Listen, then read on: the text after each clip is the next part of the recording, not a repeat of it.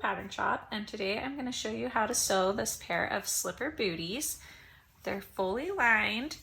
All the seams are enclosed on the inside. They have optional elastic on the inside to help them stay on wiggly little feet. You can wear them either with the cuff up or you can fold it down. These are available in sizes from newborn all the way up through adult sizing for both men and women. And this pattern is available from Peekaboo Pattern Shop.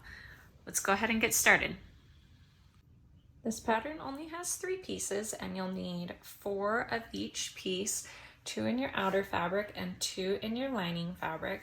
So I've got my toe pieces, the sole, and the upper pieces, and then I'm including the optional elastic, so I have those cut out as well. I'm using flannel for my outer layer and this low pile Sherpa for the lining. For the outer sole, if you're making these for someone who's walking, you'll want to use something that's not too slippery. I'm using a vinyl fabric. You could also use, they sell like non-slip fabric, or you can just use regular fabric and then do like a little puffy paint squiggle or some puffy paint dots on the bottom of the sole, and that'll keep it from being too slippery. So I have these all cut out, ready to go. The first step is we're going to start by assembling the outer part of the slipper. So you're going to need 1 outer piece and 1 toe piece. And we're going to be sewing the straight edge of this toe piece to the curved cutout on the upper piece. So you'll pin the center in place, and then you're going to have to curve it around to match up along the edges, and then go sew that together.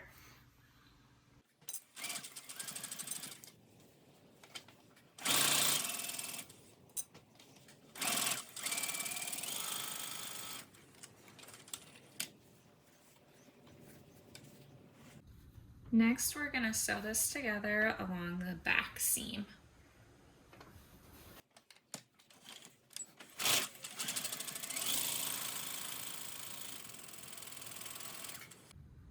Now that we have the outer slipper, the upper portion is complete. I've done that with both slippers. Get those turned right side out. Set those aside, and then we just need to assemble the lining. It's going to follow the exact same steps with the exception of, if you want elastic, we're going to attach that to the inside of this upper piece. So you're going to tack it down at the marked points on the pattern on both sides, and then we'll go sew it down with a zigzag stitch. You need to stretch the elastic out as you sew so that your fabric is laying flat underneath.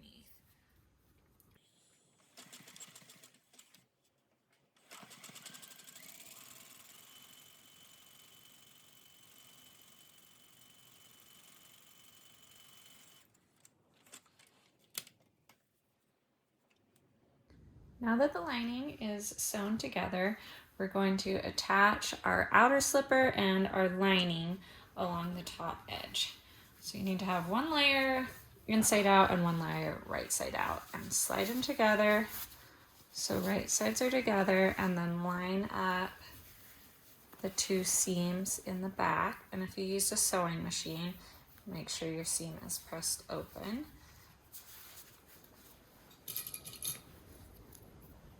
I'm just going to line these up all the way along the top edge and then go sew them together. So I've already sewn them together on my second slipper around this top edge. Then you're just going to turn it right side out and then pull the lining back through the slipper.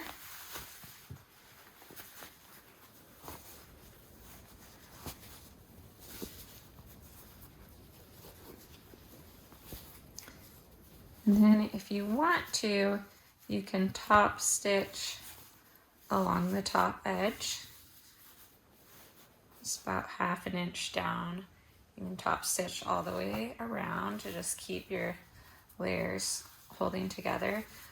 I'm probably not going to on this pair just because the flannel is already like so sticky that it's really not trying to move out of place at all. So I'm probably just gonna leave it like this. And now we're ready to attach our sole. If you're nervous about working with a lot of layers at once, you can baste your lining and outer together along the edge before you start. So these two layers here, just all the way around, you can baste those together first, and that makes things a little easier. So there's two ways to do the sole. You can either do it with an exposed seam, which is easiest, or you can do it with an enclosed seam. The enclosed seam can be a little tricky if you're using really thick fabric. So I'm going to show you the exposed seam first. So you'll just take your lining sole and your outer sole and lay them on top of each other, wrong sides together. So you'll be looking at the right sides of both fabrics. And then you're going to attach your slipper, and you'll be sewing through all 4 layers at the same time. So you'll line up the upper notches here and clip those together, and then the seam in the back gets lined up with this kind of square notch. Clip those together and just keep working your way all the way around the sole, and then you'll just sew together. And after you have it sewn together, like to trim the seam allowance down to like 1/8 of an inch, and then it won't bother you on the inside of the slipper. So that's the quickest and easiest way to do this, and it also means you don't have to do any hand sewing. I'm going to do this with the fully enclosed seams for this slipper. So if you want to do the fully enclosed seams, you're going to only attach the upper part of your slipper to the outer sole initially. So same thing, we're going to match up triangle notches. I'm going to match up the seam in the back with this square notch. I'm going to keep pinning my way around the slipper, making sure I have both layers of the slipper, and then I'm going to go sew this to the outer sole.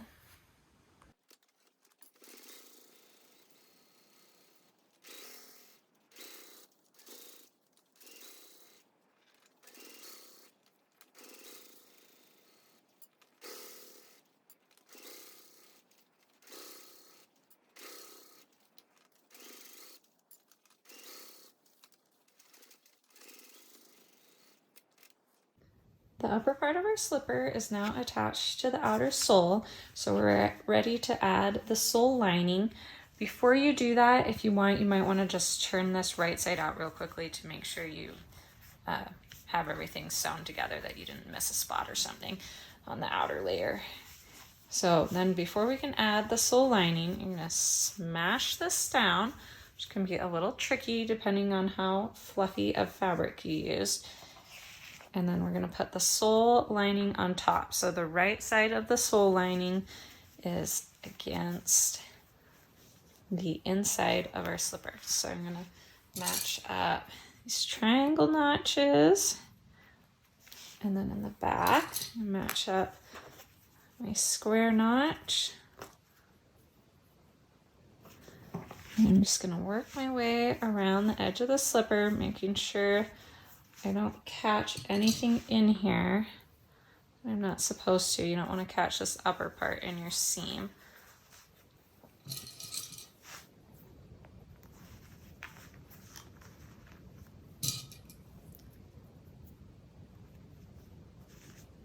Just keep pinning around. And once you get to the other side, smash it down.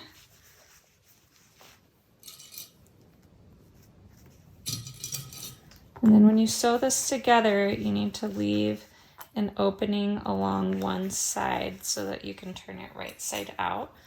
How big that opening is will depend on what size of slipper you're sewing and how bulky your fabric is. For this pair, I'm going to leave like a 2-inch opening right here. And we'll go sew that together.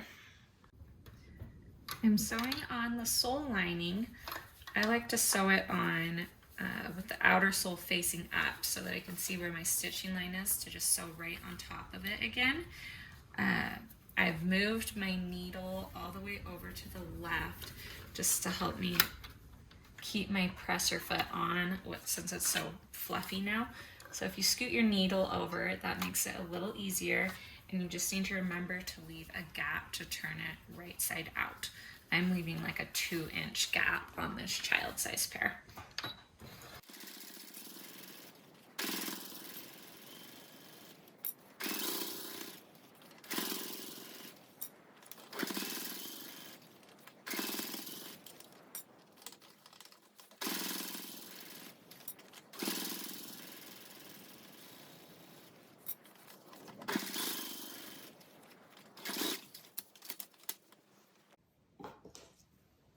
Now that all the layers are sewn together, I'm just going to trim the seam allowance down a bit to cut down on some of the bulk, and then I can turn this right side out.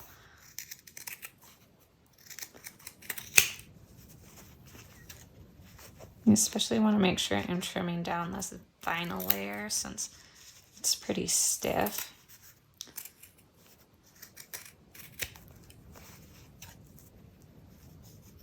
And your toe will look nicest if you do trim this seam allowance nice and smoothly. Otherwise, sometimes the toe can end up a little misshapen.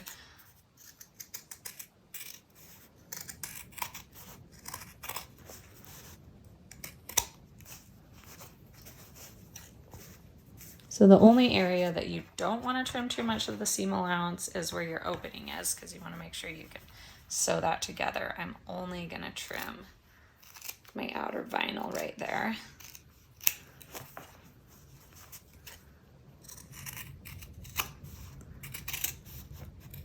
Okay, so I'm ready to turn this right side out.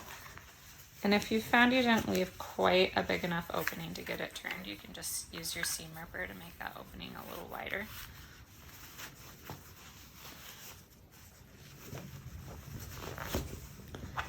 So now that we have this turned right side out, well, it's currently inside out, but we're looking at the right side of the fabric now. So this is the inside of the inside of the slipper, and we're just going to close this hole up using a needle and thread and just a simple hand stitch. I'm going to get my needle in here, and I'm going to just make sure I'm only sewing through the lining fabric. You want to make sure you're not catching the outer fabric in there, or it'll show on the outside of the slipper. So I'm going to kind of fold this edge of the lining over and bring it up to meet the rest of the slipper.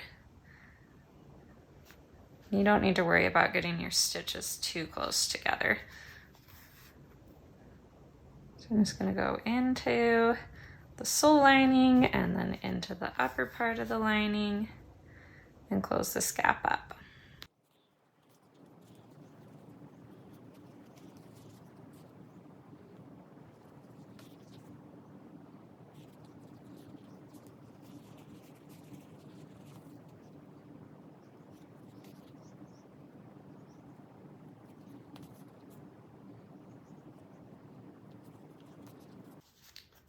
So we've closed the gap in that lining now. Turn this right side out.